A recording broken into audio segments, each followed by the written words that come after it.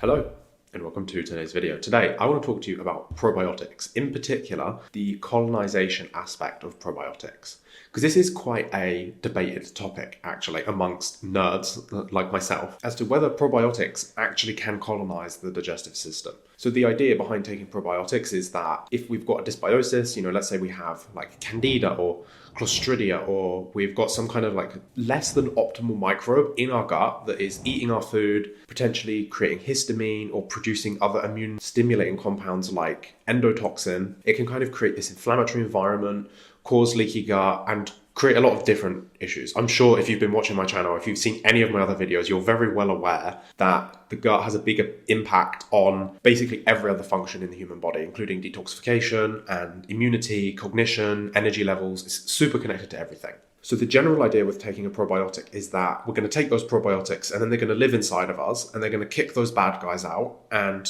now we have the good guys in there. We've got our lactobacillus and our Bifidobacterium, and these are like our buddies, and they come along and they like make us feel good, and they produce neurotransmitters for us, and they help us to do detoxification, and they do a bunch of really nice stuff. But there's a lot of debate as to whether these organisms can actually colonize when we take them in the form of a probiotic or a fermented food.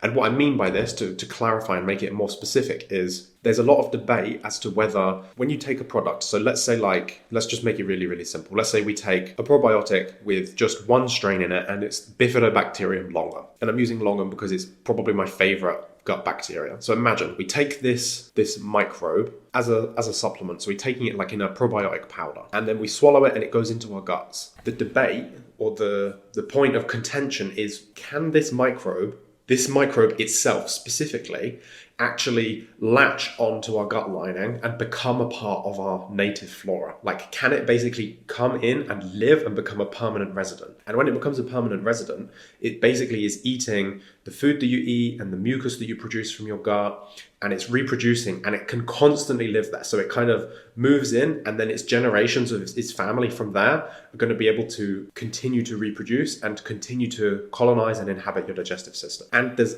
like a lot of debate as to whether this can actually happen. And I've got a really interesting take for you.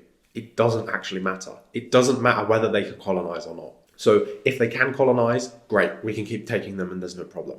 But let's assume that they don't colonize. If we assume that they don't colonize, what we want to try and figure out is it still worth doing, and can it still provide us benefits?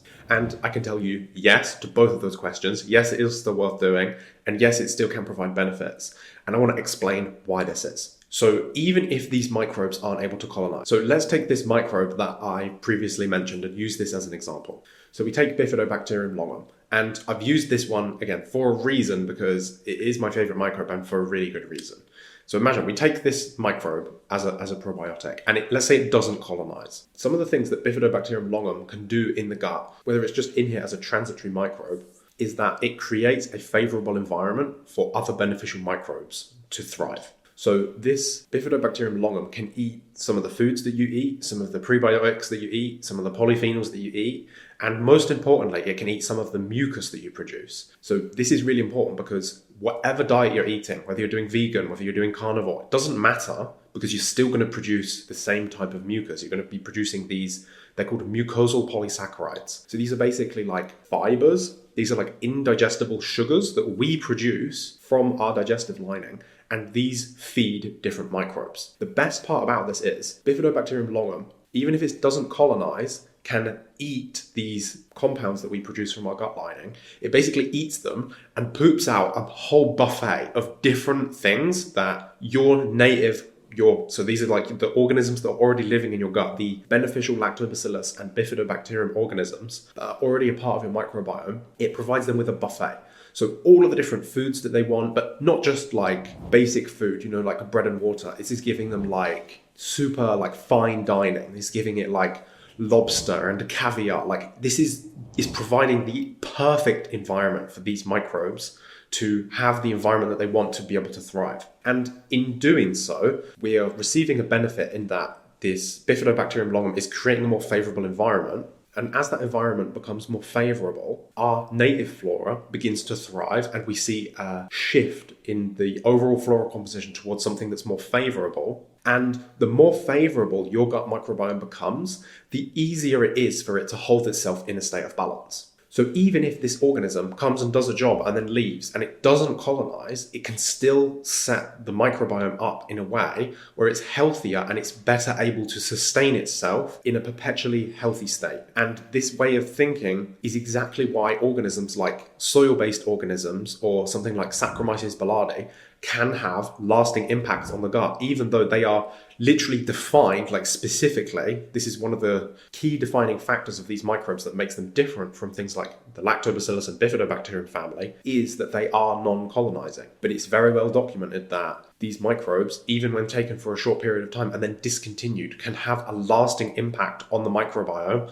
after they've been discontinued. And this is because whilst they are being taken, they are changing the microbiome, they are changing the environment, which makes it easier for your native flora to bounce back and for your flora balance to form into something that is more optimized for your health in the long run. I really like this way of thinking because sometimes you're doing something like you're taking probiotics and you could be thinking, is this even really helpful? Is this really going to do anything? And then you hear these arguments like, well, these microbes don't even colonize. And it makes you think, well, why am I even doing this? What's the point? This isn't going to change anything for the long run. When you think about it through this lens, you can understand that it's a win-win either way. If they colonize, great, they're colonizing, and that's perfect. That's exactly what we're aiming for. And if they don't colonize, they're still going to influence the flora in a way where our native beneficial microbes can proliferate. So it has the same effect. So ultimately, what's the real conclusion from this? Probiotics are a winner, regardless of whether they colonize or not. It actually doesn't matter either way. Because if they colonize, you're winning. And if they don't colonize, you're still winning. So I'd encourage you to just take the win, enjoy your probiotics.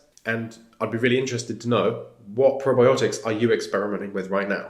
Because we've got a step-by-step probiotics master guide to get you started if you've never used probiotics before. So I'll leave a link to that in the description below, or I'll flash a little thing of the thumbnail up on the screen here, or a little clicky thing somewhere over there. But one of my most variable parts of my healing protocol has been changing and switching up my probiotics all of the time. So let me know, what have you tried? How has it affected you? And what are you doing right now? Let me know, are you using the D-Lactate free probiotics that I talk about? Are you using something like Saccharomyces boulardii? Are you trying Megaspore? Are you using the HistamineX? Let me know what it is that you're doing right now. I'd be really interested, and it'll be really cool because everyone that watches this video will be able to go and look in the comments and see a big list of all these different types of probiotics, what they're experiencing from taking them and how effective they've been for the individual. So if you're going to go down in the comments and look and see what everybody else is doing, make sure you leave a comment as well so that everybody else that wants to have a look can see what you're doing too, because it's really important that we share all this information. And I think sometimes social media and things like the news can be really doom and gloom, but we can really share and help each other. So make sure you cultivate a really nice environment down there in the comments and let everybody know how different probiotics have been affecting you. Just to answer my own question, so you get an idea of what I'm doing right now, I'm experimenting with some kefir that I've been buying from the supermarket. We've got some plans down the line to buy some goats, and it would be really, really cool for us to make our own goat kefir at home. So that's something really interesting that could be on the cards if you're interested to learn about that. And I'm also playing with Saccharomyces boulardii. I've done a few videos about Saccharomyces boulardii recently. I found it really interesting to do a little bit more research on that and see that it's actually quite a useful microbe. So that's what I'm doing. Let me know below in the comments what it is that you're doing with regards to probiotics right now and what your experience has been like with other probiotics in the past. So that's everything from me today. If you need a little bit of extra help, feel free to shoot me an email, support@williamdickinson.co.uk, and I'll see you in the next video. Take care. Bye-bye.